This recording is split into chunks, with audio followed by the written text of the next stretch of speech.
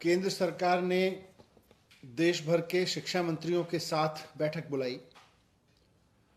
माननीय केंद्रीय रक्षा मंत्री श्री राजनाथ सिंह जी इस बैठक की अध्यक्षता कर रहे थे।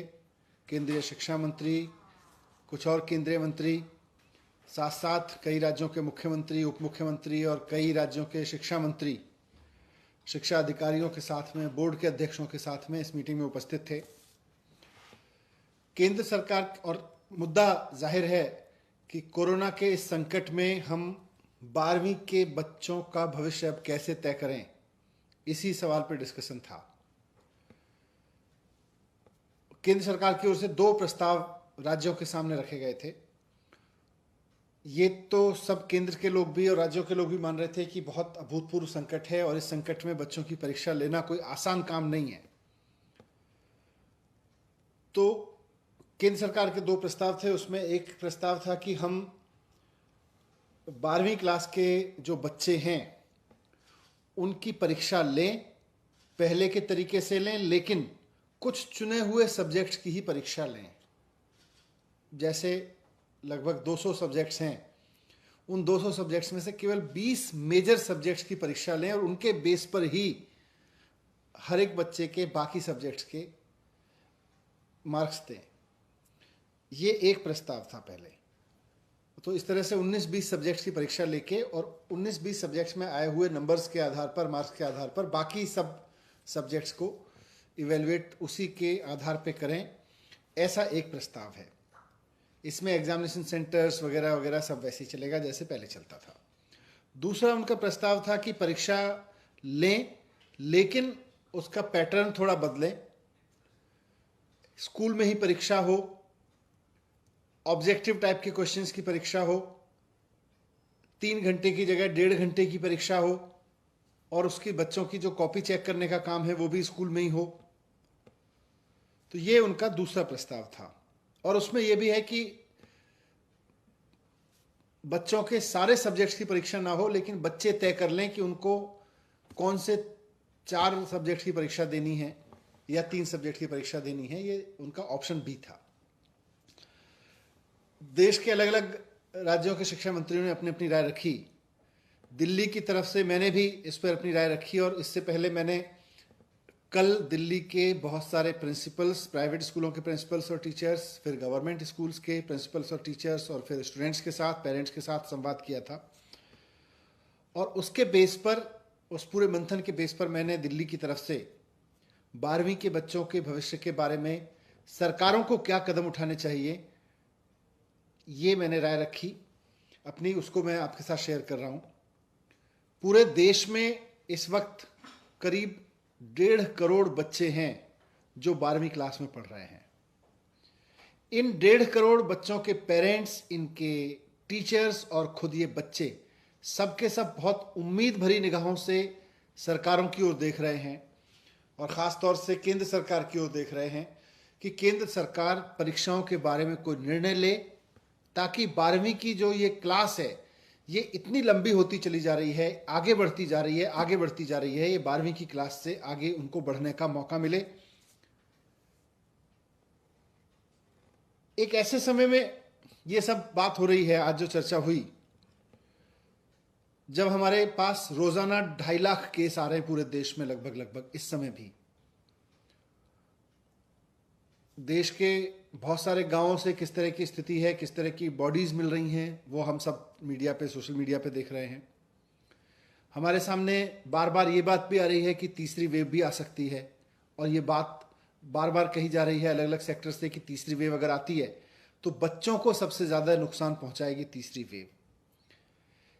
ऐसे में दिल्ली सरकार का मानना है, मुख्यमंत्री अरविंद केजरीवाल जी ने भी मुझको कहा कि ये प्रस्ताव केंद्र सरकार के सामने रखा जाए कि बच्चों की सेहत से, बच्चों की सुरक्षा से खिलवाड़ करके हमें परीक्षा पूरा करने का शौक नहीं पूरा करना चाहिए। शिक्षण संस्थाएं, शिक्षा व्यवस्था अपनी एक अलग कंपल्सन रखती है। शिक्षा व्यवस्था कहती है कि परीक्षा होनी चाहिए, बोर्ड कहता है, बोर्ड की परंपराएं कहती हैं कि परीक्षाएं होनी चाहिए। शिक्षा की जो हमारे अभी तक की प्रैक्टिस रही है और शिक्षा की जो अभी तक हमारी समझ रही है वो कहती है कि पहले पढ़ाओ, फिर बच्चे की परीक्षा लो, उसके बाद में बच्चे को पास या फेल करो। लेकिन ये सब आइडियल वर्ल्ड की दुनिया है। प्रैक्टिकल वर्ल्ड में आज आपके बीच में रोजाना 2.5 लाख लोग कोरोना से संक्रमित हो रहे हैं और तीसरी वेव के बारे में कहा जा रहा है कि ये बच्चों से आ सकती है, बच्चों में ज्यादा आ सकती है। तो इसलिए दिल्ली सरकार किसी भी तरह की परीक्षा कराए जाने के पक्ष में नहीं है। दिल्ली सरकार ने केंद्र सरकार को भी आज कहा, हम उनको चिट्ठी भी लिख के कहेंगे कि ये दोनों ऑप्शन परीक्षा कराने के ऑप्शन हैं, लेकिन हमारी राय में ये वक्त परीक्षा कराने का नहीं है। ये वक्त है कि हम बच्चों को जिस तरह से हमने 10वीं में किया है, 2-3 साल या 1 साल की अलग अलग परीक्षाएं जो अभी तक ली गई हैं, हिस्टोरिकल रेफरेंसेस के आधार पर बच्चे का मूल्यांकन करें और उसको 12वीं की परीक्षा में हम उत्तीर्ण करें, उसको पास करके आगे भेजें। अगर कोई बच्चा कहता है कि मुझे हिस्टोरिकल रेफरेंस के आधार पर पास नहीं होता है, तो जैसा हमने 10वीं में उसको ऑप्शन दिया है कि समय आने पर फिर हम उसकी परीक्षा कराएंगे और उसके मार्क्स को अपग्रेड कर देंगे।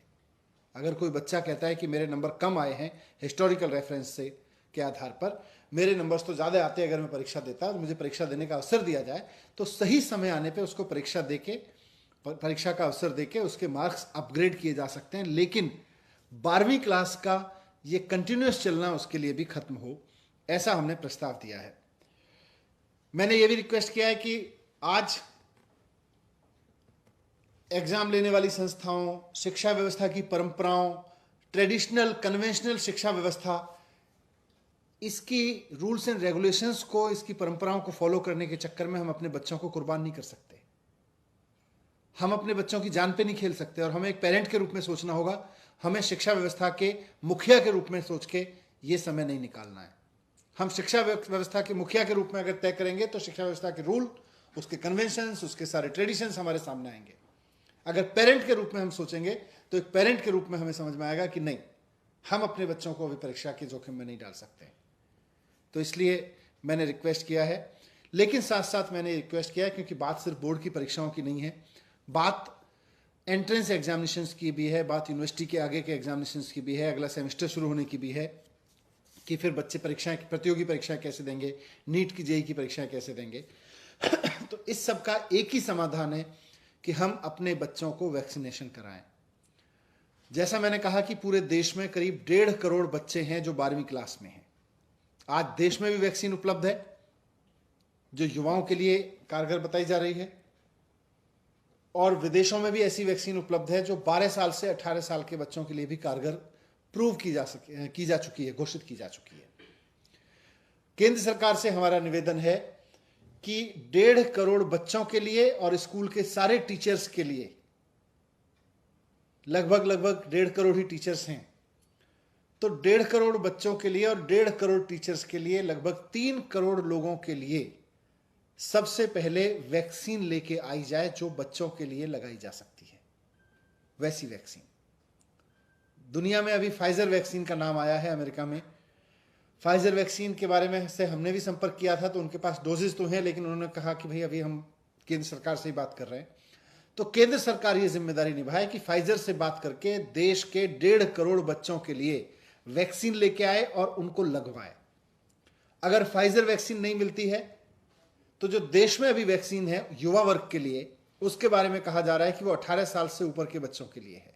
तो केंद्र सरकार के सामने मैंने प्रस्ताव रखा है कि हमारे इस वक्त दिल्ली के स्कूलों में या देश के बारे में वही डेटा होगा कि 12वीं के बच्चों में से करीब 20 से 25% बच्चे 18 साल के हो चुके हैं।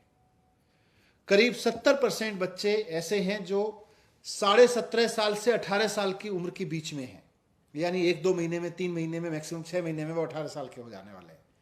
तो इस तरह से 95% बच्चे हमारे 17.5 साल की उम्र के हैं। तो इन 17.5 साल वाले बच्चों की क्या हम वैक्सीनेशन कर सकते हैं, इस बारे में हम हेल्थ एक्सपर्ट से बात करें। अगर देश में 18 साल के युवा के लिए जो वैक्सीन उपलब्ध है, क्या वो वैक्सीन 17.5 साल के बच्चे के लिए भी कारगर है, ये बात हमें हेल्थ एक्सपर्ट बता सकते हैं, वैक्सीन की कंपनियां बता सकती हैं, उनके लिए जो टेस्टिंग की गई है, ट्रायल्स किए गए हैं, उससे हमारे पास आ सकती है। अगर ये संभव है कि हेल्थ एक्सपर्ट की राय के बाद और वैक्सीन कंपनियों की राय के बाद कि अगर 17.5 साल के बच्चों को वैक्सीन लगाई जा सकती है, ये मौजूदा वैक्सीन देश की, तो सारा वैक्सीनेशन प्रोग्राम रोक के पहले जैसे हमने डॉक्टर्स के लिए पहले लगाया, वैसे ही अब हम प्राथमिकता देके देश के 1.5 करोड़ बच्चों को वैक्सीन लगा दें। वैक्सीन स्कूलों को उपलब्ध करा दें, स्कूल आसपास से नर्सेज लेके, डॉक्टर्स लेके तुरंत हफ्ते भर में ये वैक्सीनेशन करा सकते हैं।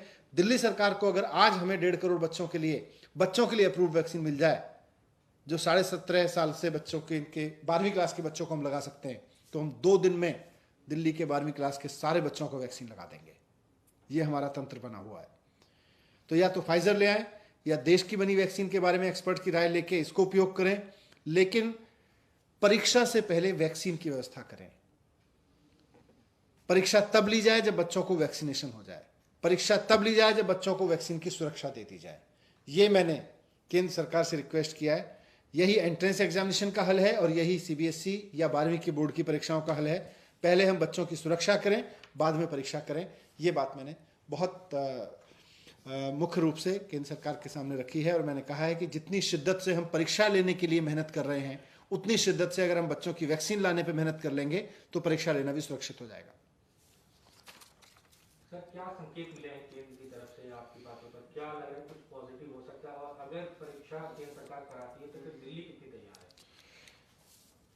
देखिए, जब मैंने बात रखी तो आज देश के लगभग मैं कह सकता हूँ 8-10 मंत्रियों ने, कई राज्यों ने बेसिकली और इस बात को समर्थन किया कि हाँ, पहले हमें वैक्सीनेशन कराना चाहिए अपने बच्चों का।